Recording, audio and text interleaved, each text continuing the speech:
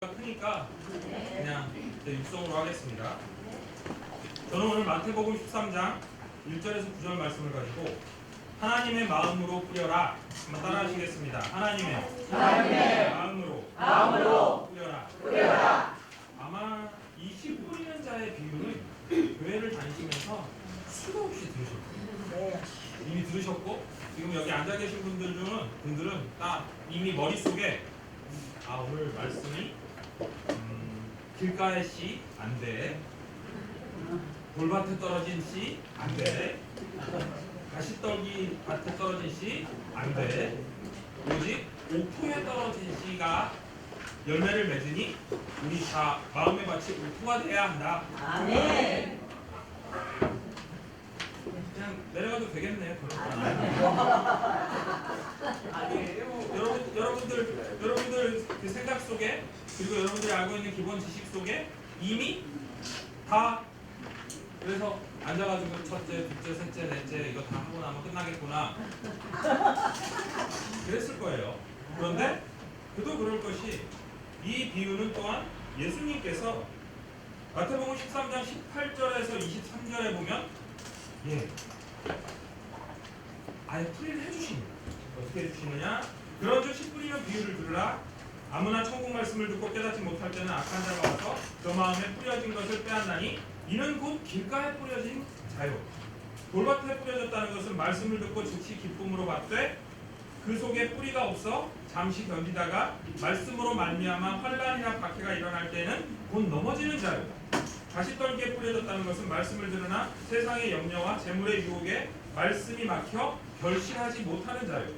좋은 땅에 뿌려졌다는 것은 말씀을 듣고 깨닫는 자니 결실하여 어떤 것은 100배, 어떤 것은 60배, 어떤 것은 30배가 되느니라 하시니라. 아멘. 이미 다 우리가 알고 있는 결론이 예수님까지도 다 풀이를 해주셨어요. 만약 조금 다른 것이 있다면 우리가 기도할 때 30배, 60배, 100배라고 이렇게 기도를 하는데 마태복음은 놀랍게도 100배, 60배, 30배로 얘기해요. 왜냐하면 하나님은 더 많이 주시기 원하시기 때문에 100배, 60배, 30배 이렇게 말씀을 하는 이 정도. 말씀의 이 은혜는 분명합니다. 우리의 마음이 옥토밭이 돼서 씨앗이 떨어져서 100배의 열매를 맺으면 하나님의 은혜가 임합니다. 그런데 과연 이 말씀에서 그것만 분명한 것인가 한번 생각을 해봅니다. 무엇이냐면 뭔가 좀 이상한 점이 있어요. 뭔가 이상한 거 좀 발견하지 않으셨어요? 이 말씀을 읽으면서 그냥 내 마음 밭은 좋은 밭이니까 끝. 무엇이 이상하냐면 여러분, 지금 돌밭, 가시떨기밭, 그리고 길가 뿌려졌어요. 무엇이 이상하냐면 여기에 등장하는 농부가 이상해요. 아마 지금쯤이면 이 시골에서는 그 농사를 짓는 이 농촌에서는 모판을 이렇게 마련해서, 왜냐하면 요즘은 이제 모내기를 직접 안 하기 때문에 이 모종을 심어 이 씨를 뿌려가지고 모내기 이항기에 얹을 모판을 아마 열심히 만들고 계실 거예요. 그래서 이항기에 얹어가지고 나중에 이제 그 기계가, 옛날에는 뭐 모내기라 그래서 사람이 했는데 요즘 사람도 없고, 무슨 얘기냐면, 무슨 말씀을 드리고 싶냐면, 어느 농부도 길가에다가 씨를 뿌리는 농부는 없다는 거예요. 바람이 날려서. 돌밭에 씨를 뿌리는, 그 돌을 다 캐내가지고 소위 이 밭을 다 읽어서 쓸만한 밭으로 다 만든 다음에 백토도 넣고 여러가지 구엄도 넣고 좋은 밭으로 만든 다음에 씨를 뿌리지,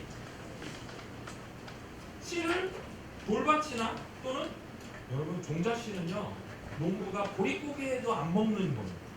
그걸 먹어버리면 다음 해를 또 어려움을 겪기 때문에 아무리 배를 골아도 농부는 종자씨를 먹지 않습니다. 그런데 그 귀한 종자씨를 돌밭에 뿌려요. 아니요, 안 뿌려요. 뿌렸잖아요. 근데 바람에 날려서 뿌려가 뿌렸지. 뿌리지는 않네. 아니, 여기 이 성경 안에서 뿌렸다고 돼 있어요. 예, 그거는 여러분들의 아이디어 좋으신데, 예, 여기 성경에는 분명히 돌밭에 뿌렸고 길가에 뿌렸고 가시떨기밭에 뿌렸다고 돼 있어요. 농부가. 제가 시골에 가서 저희 어머니 고향이 전남 보흥이시라 어릴 때면 예, 그쪽으로 많이 이제 갔었어요. 그러면 시골에 가보면 할아버지 할머니가 이제 손주가 이쁘니까 뭐 이렇게 자꾸 내줘요. 입에다 넣으면 이만해지는 사탕. 종일 물고 있어도 녹일 수가 없어. 너무 커가지고. 눈깔사탕이라고 불렀던 것 같아요. 예, 그런 거, 뭐 약과. 근데 살짝 할머니를 이렇게 보면 이 안방 옆에 겹방이라 그래서 거기에 이렇게 약간 그늘지게 만들어 놓고 예, 뭘 이렇게 먹을 걸 많이 놔둬요. 그런데 다른 것들은 다 바닥에 놓여 있는데 몇몇 것들만 다 이렇게 싸매가지고 이 공중에다 매달아놨어요. 마이크 없으니까 이게 좋네요. 마이크 쫓아다니지 않아요. 그러라고 지금 마이크 껐나봐요. 어쨌든 걸어놔요 거기에다가.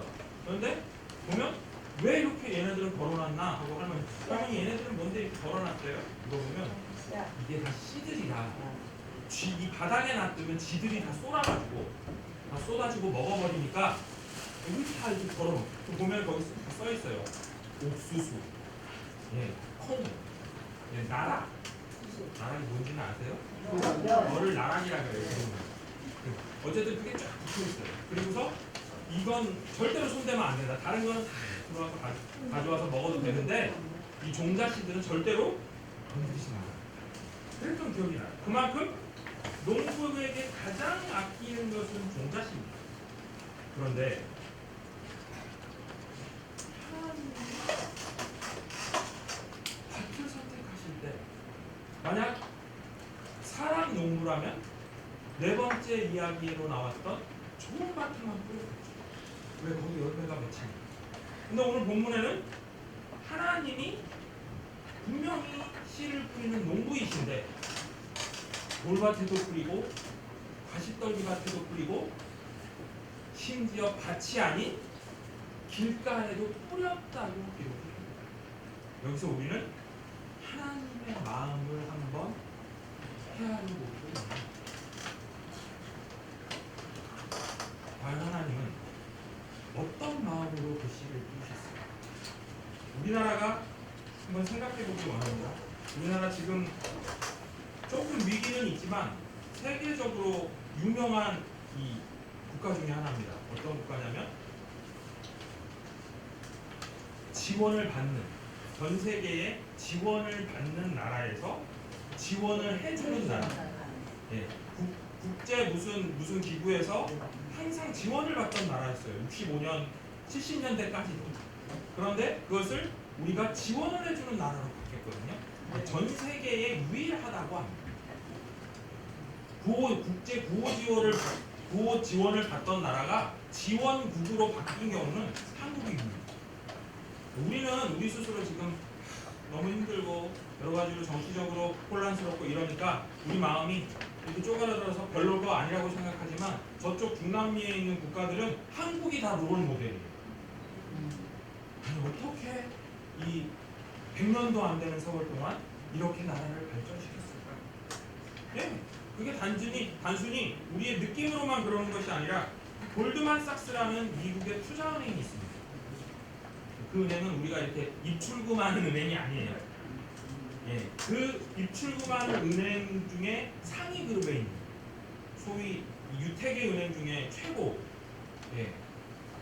유명한 은행이 골드만삭스입니다. 거기서 2005년도와 2009년도 두 번에 걸쳐서 장기 성장 잠재력 지수라는 데이터를 뽑았는데 2050년이면 한국이 미국의 뒤를 이어 제2의 부자 국가가 될 거라고 예측을 했습니다.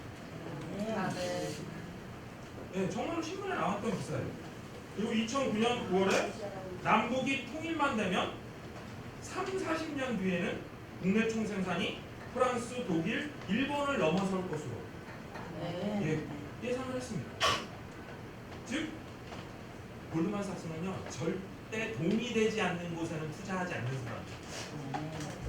예, 얼마나 걔네 그 사람들이 잔인하냐면 이 나라가 투자가 적격인지를 다 해마다 리스트를 매기지 않습니까? A 마이너스, A 제로, A 풀, 트리플 A, 더블 A. 우리나라가 지금 더블 A까지 올라갔다가 AAA까지 트리플까지 올라갔다가 조금 다시 내려왔다고는 하는데, 예, 어쨌든 우리나라를 보는 그 모습이. 그러나 우리나라 1950, 60년대 우리나라를 생각해 보면 우리나라 6.25 전쟁 당시 우리나라를 위기에서 구한 장군이 한 분 계시죠? 누구시죠? 메가더. 유명한 메가더 장군이시죠. 인천 상륙작전을 성공해서. 근데 이분이 인천 상륙작전을 성공한 이후에 저 남산으로 올라가셨다. 한번 서울 시내를 내려다보려고. 어느 자리냐면 지금 딱 남산 타워가 있는 자리가 메가더 장군이 서 있던 자리예요.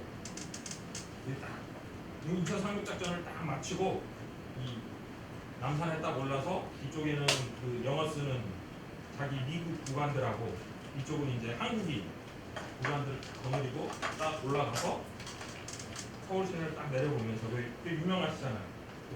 파이프 이렇게 딱 이렇게 물고 내려보면서 선글라스 딱 끼고 보시면서 이렇게 얘기를 했다고 합니다. 처참하죠. 여기저기 폭탄 맞은 흔적, 다리 한강대교는 그때부터 한강대교는 있었으니까 한강대교는 무너져서 주저앉고 여기저기 우는 소리에 아주 난리죠. 온 곳이. 그것을 내려보던 메가더 장군이 이렇게 얘기를 했다고 합니다. 이 도시가 과거의 모습을 되찾는데 100년 이상이 걸릴 것이다. 그러니까 그만큼 처참했다는 거예요. 서울 시내의 상황이. 예. 그런데 이분의 예측이 맞았습니까? 틀렸습니까? 틀렸어요. 우리 아직 100년 안 됐어요. 네. 네, 6.25가 1950년대니까 우리가 100년 전이면 2050년도가 돼요. 15년. 예. 아직 25년 남기 전인데 자그만치 6.25 당시의 경제 수준에 우리나라가 2만 배가 성장했어요. 몰랐었죠. 하도 여기저기서 엇박거리니까 2만 정도. 이런 분들이신데 여러분 쉽게 얘기해서 1,000불도 못 벌던 한 1년에 130만 원도 뭐 지금식 돈으로 130만 원 아니 1,300만 원도 못 벌던 사람이 2만 배를 벌었다. 어마어마하게 높은 걸로 성장을 했죠. 그래서 그걸 유명한 걸로 미라클 오브 한 리버라고 하잖아요. 영어로 하니까 네, 그게 경제학 사전에 나와 있는 전문 용어입니다. 미라클 오브 한 리버. 그래서 코리안 그 발전사, 한국의 발전사를 딱 부를 때 한강의 기적. 네. 그러나 그들은 기적이라고 할지 모르지만 우리는 아니죠. 무슨 얘기냐면 얼마나 많은 여러분 같은 세대들이 안 된다고 해도 아니야. 아침 일찍 부지런히 일어나서 우리가 애쓰고 노력하면 다시 해볼 수 있어요. 새벽 종이 울렸네 날이 밝았네 너도 나도 일어나 새 마을을 가꾸세. 별로를 다 알고 있죠 제가. 그렇다고 좀 나이가 많지는 않습니다. 74년 후랑이니까요. 예, 많이 젊죠. 그래도 여의도 순복음교회는 1999년도에 들어왔으니까 올해로 26년 차네요. 근데 더 놀라운 걸 얘기해 드릴까요? 그렇게 오래됐는데 사회사업 미용선교회를 처음 와봤네요. 그래서 마이크가 반항을 하나?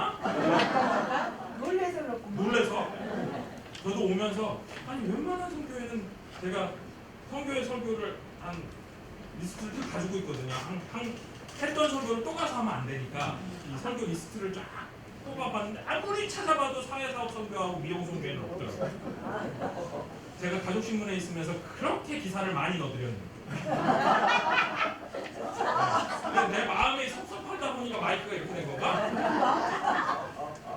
내려놓으세요. 썩썩 미. 예, 뭐 자주 이제 앞으로 불러주실 줄 믿고 아멘. 예, 이 분위기 좋은 거 보니까 또 보고 싶네요.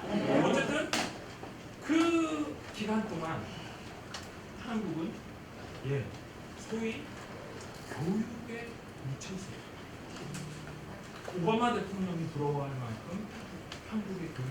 물론 우리 내부에서는 그 비뚤어진 상황도 있기는 하지만 여전히 우리나라는 예, 미래를 위한 아이들을 양육하기 위한 일을 내 뼈가 으스러져서라도 내 자식은 공부시킨다. 예, 그렇게 사셨잖아요. 예, 그 영향을 받아 성장한 사람이 저 같은 사람이에요. 예, 우리 어머니도 그러셨어요. 다른 건 다 좋아. 내가 못 먹어도 된다. 옷 한 벌만 있으면 어떠냐. 그런데 너는 공부는 해야 돼. 소위 우골탑, 소파라서 공부했다 그래가지고 우골탑이라고 부르고. 네, 부모들이 그렇게 애를 쓰고 노력했어요. 그 베네수엘라의 한 대통령이 그렇게 얘기했다고 합니다. 나는 우리나라가 참 우리가 되지 않나. 뭐라고 얘기했냐면 우리나라는 자연자원이 너무나 큰 거야. 부위도 많고 베네수엘라는 또 원유로 유명하거든요. 석유도 많고. 그런데 우리나라는 땅을 파봤자 지하수밖에 안 나오는 대한민국보다 왜 이렇게 못 사는가? 여러분 우리 사람밖에는 재산이 없는 나라가 우리나라고 거기다가 옆에는 늘 괴롭히는 일본, 중국은 참 교만한 나라예요. 왜 중국인지 아세요? 그 나라가 자신들이 세상의 중앙이다 그래서 중국. 자기 나라 이름 그렇게 붙였어요. 우리가 세상의 중심. 그러니까 우리나라 이름은 중거. 이렇게 국을거라 그러거든요. 우리는 한거. 그리고 소련, 미국 이 위기 속에서 북한도 우리나라이지만 근데 걔네들 얘기해야 돼요. 정치적으로 좀 예민해서 그쪽 발언을 제가 피할 뿐이지 오해하지 마십시오. 북한이 물론 가지고 오는 위기도 너무너무 크고 어려운 상황. 그렇듯 우리나라가 너무나 어렵고 힘든 상황임에도 불구하고 우리는 한 번도 포기하지 않았었어요. 여러분 이 나라 정치인들이 지켜본 적이 없는 나라죠. 임진왜란 때도 왕은 제일 먼저 도망갔고요. 병자호란 때도 왕은 제일 먼저 도망갔고요. 민초들이 남아서 또한 36년간 일제치하에도 기독교인들이 눈물을 흘려서 유관순 열사가 안중근 의사가 기도해가면서 이 나라 지켰지 정치인들이 한 번도 지킨 적 없습니다. IMF 그 난리가 나고 석유파동이 3차나 있고 리먼 브라더스 사태와 모든 사태가 한국이 망한다 할 때마다 이 나라를 지킨 것은 바로 우리의 기도였습니다. 네. 여러분 한국은 이 메가더 장군의 예측을 완전히 빗나가버려요. 왜냐? 안 된다고 해도 된다. 우리나라 사람들은 된다. 도전합니다. 메가더 장군이 대통령 선거에 나갔다가 2번 나갔다가 낙선한 이유가 이렇게 예측을 못해서 그랬거든요. 전쟁은 잘하셨는데 대통령 출마하셨다가 대통령이 못 되셨거든요. 그러나 한번 우리나라의 선교의 모습으로 돌아가 보기를 원합니다. 여러분 놀랍게도 장로교, 감리교 세 개의 각 기독교의 가장 큰 교단들 장감성, 우리 예배순복음교회가 속한 하나님의 성의 침례교 세 개의 유수의 기독교 교단 중에 교단마다 대형교회들이 있는데 그 대형교회들의 대표적인 교회는 놀랍게도 지금 현재 한 개가 있습니다. 선교대입니다. 선교사 파송 숫자로 하면 여전히 미국이 1위입니다. 그러나 그거는 미국의 인구가 많으니까 인구 대비로 하면 현재 2위는 대한민국. 그럼 우리나라가 처음부터 그랬느냐? 그렇지 않습니다. 우리나라는 예수를 믿으면 사형을 당하는 나라였습니다. 소위 1866년 대원군에 의해서 진행됐던 병인박해라는 사건이 있습니다. 들어보셨을 거예요. 박해, 병인박해라고 해서 그때 희생된 사람들이 묻혀 있는 곳이 바로 이 양화진 절두산 순교성입니다. 그 이름도 왜 절두산인지 아시죠? 끈을 절자, 머리 두자. 이게 왜 또 끈을 절일까? 자르기. 네. 왜 끈을 절일까? 이게 왜 그러냐면요. 그 당시 망나니들이 별로 부지런하지가 않아요. 그러니까 사형을 집행할 때 칼로 머리를 탁 쳐서 한 번에 잘라줘야 되는데 이게 전날에 술 마시고 이 사람 죽이는 사람들이 제정신이겠어요?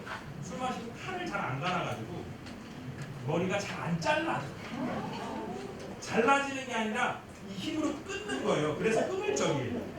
그런데 이게 잘못 맞아가지고 잘못 끊어지면 이 반이 남는데 벌렁벌렁. 그러면 안 죽고 남게 되잖아요. 그래서 그 당시 조선에서는 자기 가족 중에 누가 이렇게 사형을 집행하면 그 전날 찾아가가지고 제발 내일 칼 좀 갈아달라. 돈을 주기도 했대요. 그 정도로. 그러니까 머리를 자르는 게 아니라 끊어버리는 거예요. 그래서 끈을 절자를 씁니다. 절두산 순교성지. 지금 가보면 우리나라 사람들도 참 많지만 외국인 선교사들이 꽤 많이 거기에 묻혀 있습니다. 그 당시 대원군이 내린 이 장계에는 이렇게 써 있었다고 합니다. 야속꾼들, 그 당시에 예수 믿는 사람들 야속꾼들이라고 불렀어요. 야속꾼들을 발견할 경우 선계 후참하지 말고 선참 후계 하라. 야, 영어도 힘든데 사자성어 나오는 뭔 소리냐? 선계 후참 먼저 잘못을 개수한 다음에 후에 벌을 내려라. 이게 원래 재판의 원칙이잖아요. 그런데 예수 믿는 사람들은 그것도 필요 없다. 예수 믿는다고만 하면 그냥 죽이고 숫자만 보고해. 아예 재판은 필요 없고 예수 믿는다고 리스트만 확보되면 죽여서 그냥 장계만 띄우면 돼요. 그러니까 사실 예수 안 믿음에도 불구하고 이름이 끼어가지고 억울하게 죽은 사람들도 있을지도 몰라요. 왜냐면 누구네 집 믿고 싫다고 저 집 예수 믿는다. 야속분들이. 그럼 그냥 데려가서 죽여. 아니라고 난 안 믿는다고 아무리 그래도 죽였습니다. 얼마나 처절한 얘기입니까? 예수를 믿기만 하면 데려다가 그냥 죽이는 거예요. 믿는다는 이름만 받고. 그래서 많은 보고에는 그때 순교자가 1만 명 가까이 되었다. 그때 조선 인구가 200만도 안 되는 시절이기 때문에 너무 많은 사람들이 죽었죠. 즉 국왕의 재가를 기다리지 말고 예수 믿는다고 하면 전부 다 죽여라. 여러분, 근데 여기서 중요한 것이 있어요. 만약 그 당시 우리나라에 들어왔던 선교사님들이, 외국인 선교사님들이, 또한 외국인 선교 본부가 예수를 믿는다고 조선은 무조건 사람들을 죽이니 거기는 돌밭도 아니고 길가밭도 못 되고, 아니 길가밭이 아니고 길가도 못 되는 곳이니 거기는 아무도 더 이상 들어가면 안 된다 하면서 만약 우리나라를 포기했다, 지금 이 선교의 대국이 우리나라가 이곳에 없겠죠. 여러분, 그때 선교사님들의 마음은 하나님의 마음입니다. 거기는 돌밭이야, 뿌릴 필요 없어. 거기는 가시덤불이야, 자라나지 않을 거야, 뿌릴 필요 없어. 거기는 밭도 못 돼, 길가에다가 누가 씨를 뿌려, 갈 필요도 없어 하면서 아무도 들어오지 않았다면, 누군가 자꾸 예수를 믿음으로 죽인다고 해서 그들이 이곳에 들어오지 않았다면 어떠한 일이 벌어졌을까? 특히 올해는 대신교 선교 140주년이 되는 해이기도 합니다. 이 140년 동안 이 나라의 기독교가 얼마나 부흥하고 커졌는지. 그러나 그 뒤에는 선교사들을 말 그대로 머리를 잘라주는 그런 상황에도 포기하지 않으셨던 하나님의 마음이 있지 않았어요. 그렇습니다. 여러분들도 강박할 때가 있었어요. 저도 참 친구한 사람 전도하기 힘들 때가 아주 절친한 친구인데도 제가 목사인데도 30년을 이야기해도 전도가 안 되는. 그래서 여러 가지 회개를 합니다. 내가 돈이 못 됐나? 내가 별로였나? 예수 믿는 사람으로서 온전한 모습이 못 됐나? 목사로서. 그럼에도 여전히 문자를 보내고 국민일보를 보내봤다가 행초를 보내봤다가 성경책을 아마 보지도 않는데 제가 선물한 성경책이 몇 권은 있을 겁니다. 그치? 여전히 안 오고 있습니다. 몇 번 끌고 왔는데 일단 놀랬어요. 사람이 너무 많은 거예요. 그래서 조그만 교회를 데려갈까? 근데 저 조그만 교회를 다녀본 적이 없거든요. 저도 순복음교회 5살 전부터 다녔습니다. 여러분, 우리가 기억해야 될 것은 바로 그 하나님의 아멘. 여러분들 어쩌면 마음속에 친구도 안 돼.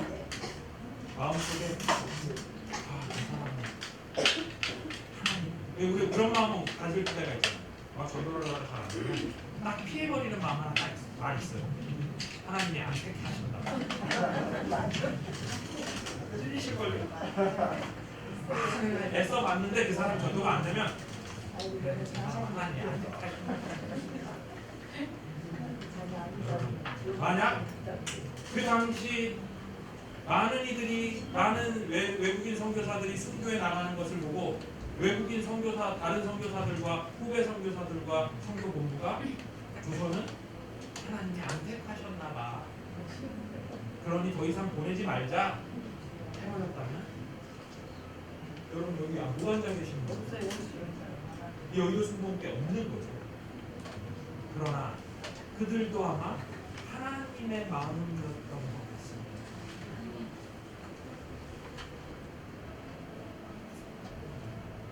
여러분들이 잘 아는 찬양일 것 같은데요. 물속에라도 들어가서 라는 찬양이 있습니다. 물속에라도 들어가서 아마 그게 안 나올 수도 있을 것 같은데 그 가사 중에 2절에 이런 가사가 있습니다. 상자를 살려준 주님 말씀에 죄인의 두 다리를 묻어두었네. 가사가 좀 이상하죠? 상자를 살려준 주님 말씀에 죄인의 두 다리 묻어두었네. 이런 가사가 있어요. 그런데 도대체 죄인의 두 다리를 묻었다는 게 뭔 소리야? 성경을 찾아봤어요. 성경 인물들 중에 다리를 어디다 묻은 사람이.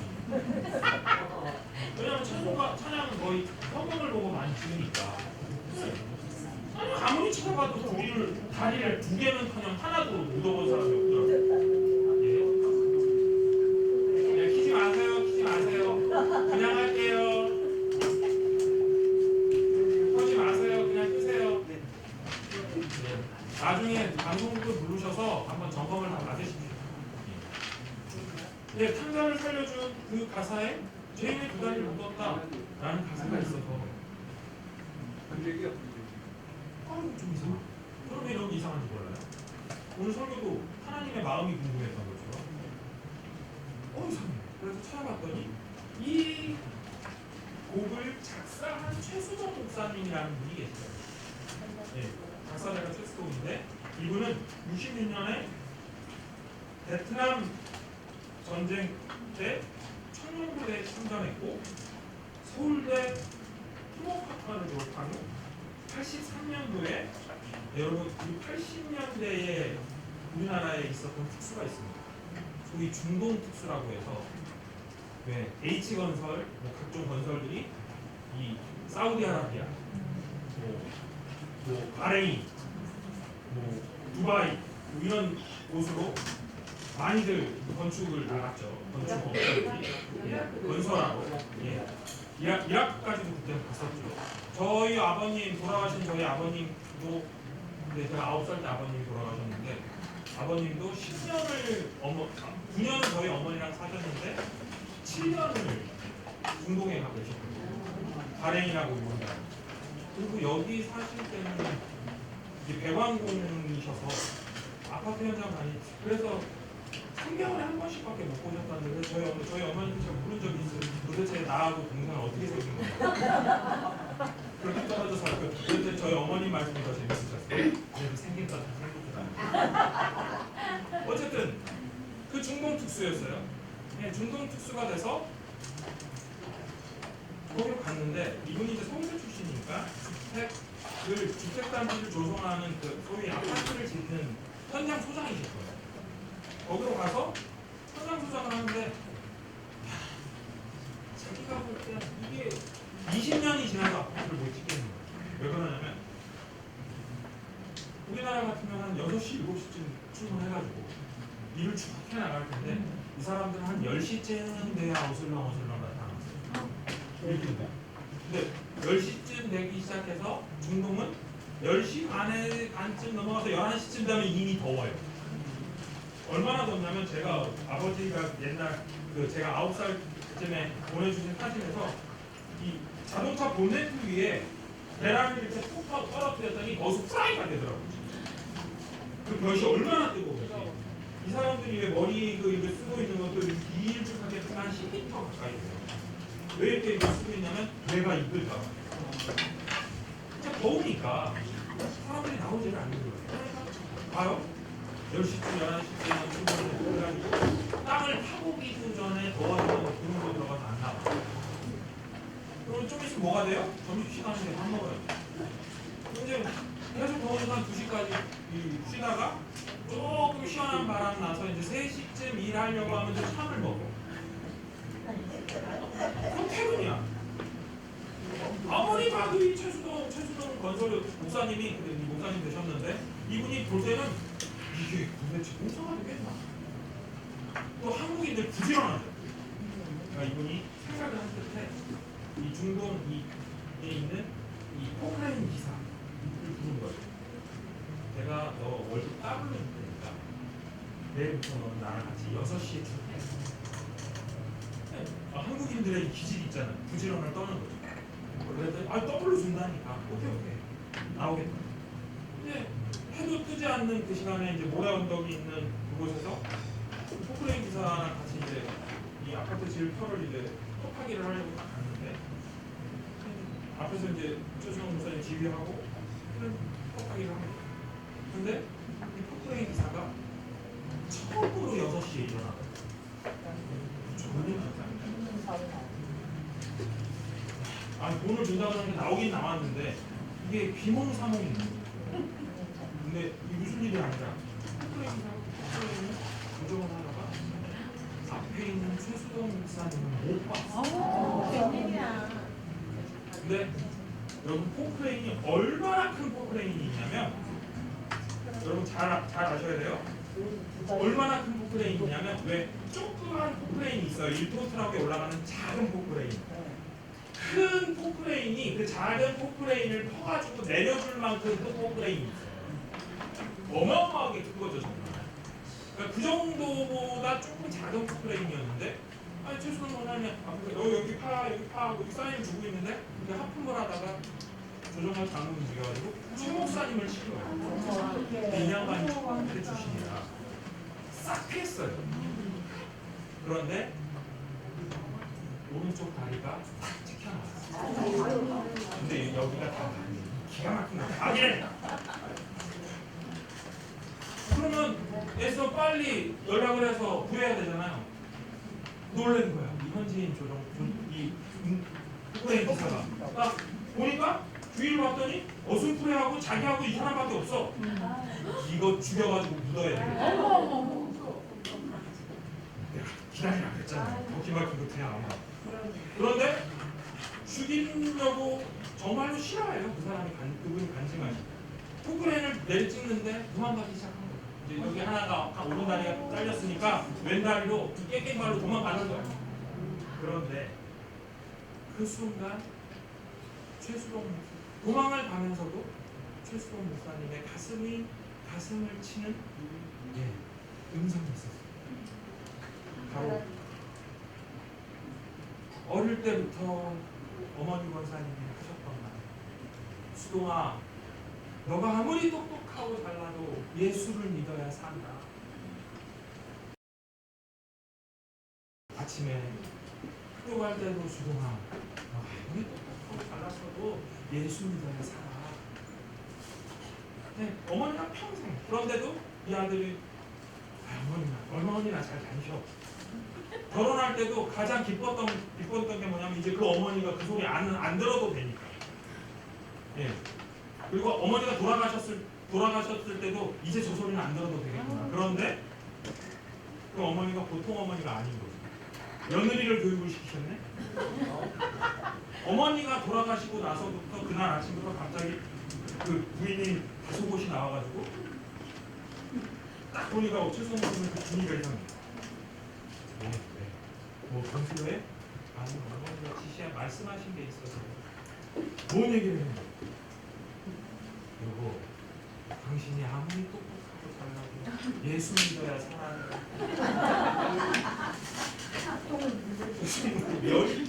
열이 받으셔가지고 이 사람이 내가 평생 그 소리 지겨워가지고 어머니 돌아가시고 나서 내가 슬픈데도 그 소리는 안 듣겠다 싶어가지고 이제 괜찮겠다 싶은데 이제 당신이 이어받은 거야.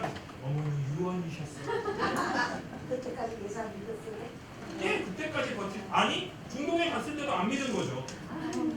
정말 지글지글하게 안 믿은 거죠.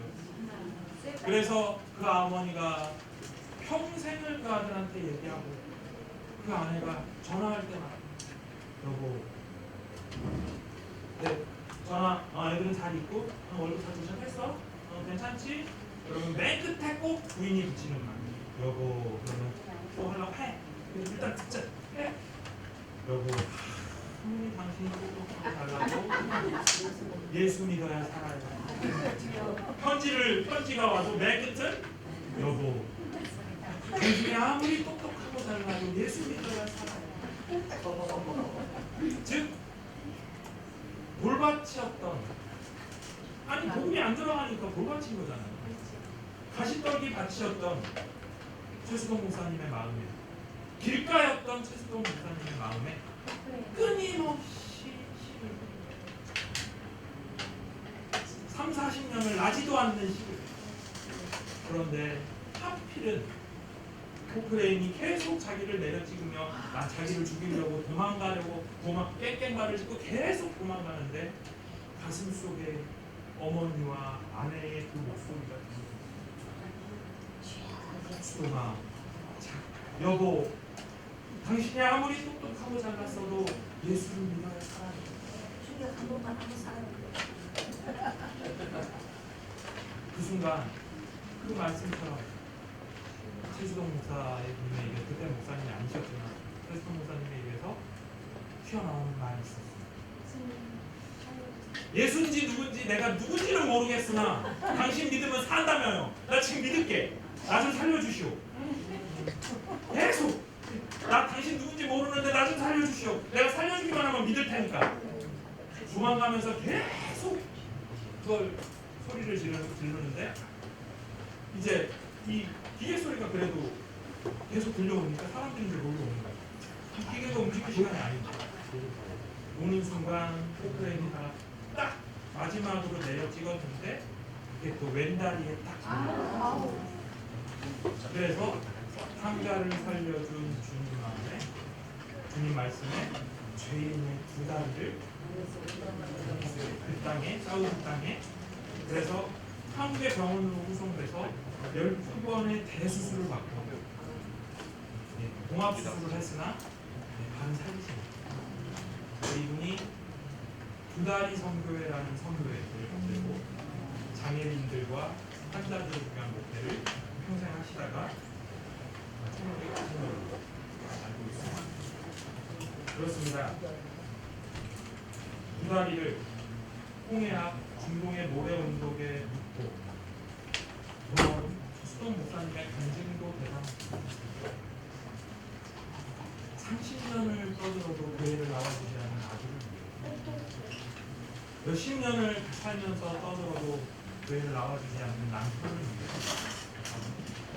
끊임없이 여보 또한 예수를 믿어야 했던 그 마음이 과연 하나님의 마음이 아니었을까?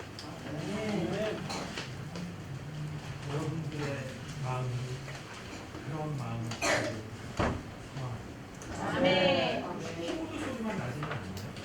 전혀 나지 않나요? 그럴 수가 없네요. 잠시 눈을 감고 음악이 좀 잔잔하게 있어줘야 더 분위기가 살 텐데 소리가 웃는거리고 설교 초창기에 조선 땅에서 사역하던 한 무명 선교사의 편지를 읽어드리고 오늘 말씀을 맺도록 하겠습니다. 아버지 어머니, 이곳 조선 땅은 참으로 아름다운 곳입니다. 모두들 하나님을 닮은 사람들 같습니다. 선한 마음과 복음에 대한 열정으로 모아 아마 몇십 년이 지나면 이곳은 예수님의 사랑이 넘치는 곳이 될 것 같습니다. 저는 복음을 듣기 위해 20km를 맨발로 걸어오는 어린아이를 보았을 때 그들 안에 있는 하나님의 사랑 때문에 오히려 위로를 받습니다. 그러나 한편에서는 조선 정부의 탄압이 점점 심해지고 있습니다. 그저께는 예수님을 영접한 지 일주일도 안 되는 서너 명이 끌려가 순교했고 그들과 함께 있던 토마스 선교사와 제임스 선교사도 순교했습니다. 저를 파송한 선교 본부에서도 조선은 너무 위험하니 철수하라는 지시가 있었지만 저와 함께 들어온 대부분의 선교사들은 그들이 전도한 조선인들과 아직도 숨어서 예배를 드리고 있습니다. 그들 모두 이 조선 땅에서 순교를 할 작정인가 봅니다. 어머니 아버지, 오늘 밤은 유난히도 고향으로 돌아가고 싶습니다.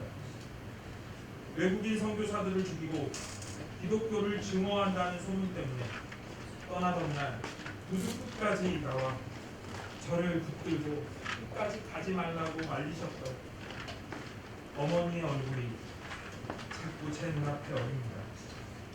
아버지 어머니, 어쩌면 이 편지가 마지막일 수도 있습니다. 제가 이곳에 오기 전 뒷뜰에 심었던 한 알의 씨앗이 이제 내년이면 온 동네가 꽃으로 가득하겠지요. 저는 이곳에서 작은 씨앗이 되기로 결심했습니다.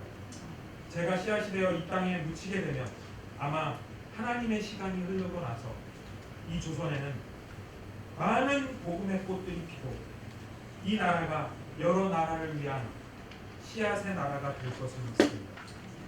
저는 이 땅에 저의 심장을 묻겠습니다.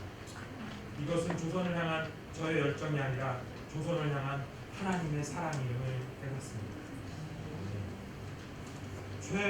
죄악된 세상을 방황하다가 천국과 지옥도 천국과 지옥도 나는 몰랐네. 나는 몰랐네. 고집대로 영죽은 험한 세상이 왜 그리 더러운지 왜 그리